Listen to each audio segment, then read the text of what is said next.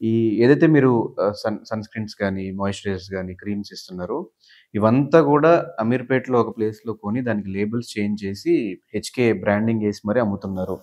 Okay. అసలు దీనికి ఏం ఆన్సర్ చేయాలో కూడా మాకు అర్థం కావట్లేదు. First thing, maximum 90% of the products మేము మ్యానుఫ్యాక్చర్ చేయించుకుంటున్నాం, చేయట్లేదు. మేము ఏం చేస్తాము అని అంటే ఇంగ్రీడియంట్స్ కానివ్వండి, ఇవి కానీ ఇంపోర్ట్ చేయించి పెద్ద పెద్ద ఫార్మా ఇండస్ట్రీస్కి, కంపెనీస్కి సప్లై చేసే మ్యానుఫ్యాక్చరింగ్ యూనిట్స్ ఇవి.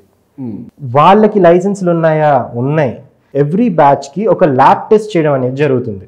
అంటే ఆ ప్రాపర్గా ఉందా లేదా, మన ఇండియన్ నార్మ్స్ ప్రకారంగా ఉందా లేదా అనేది చూసుకొని ఒక బ్యాచ్ టెస్ట్ చేసి ఆ ల్యాబ్ రిపోర్ట్ కూడా మనకు పంపించడం జరుగుతుంది. అది తర్వాతనే మనం అఫీషియల్గా వెబ్సైట్స్లో కానివ్వండి, ఎక్కడైనా కూడా అమ్ముకోవడం, సేల్ చేసుకోవడం కానీ, యూజ్ చేసుకోవడం కానీ మనకు ఆథరైజేషన్ ఉంటుంది. హెచ్కే టాప్లో ఉండి ఇంత చేసేటప్పుడు అమీర్‌పేట్‌లో కొనుక్కొని లేబుల్స్ మార్చి అమ్ముకోవాల్సిన అవసరం మాకేంటి?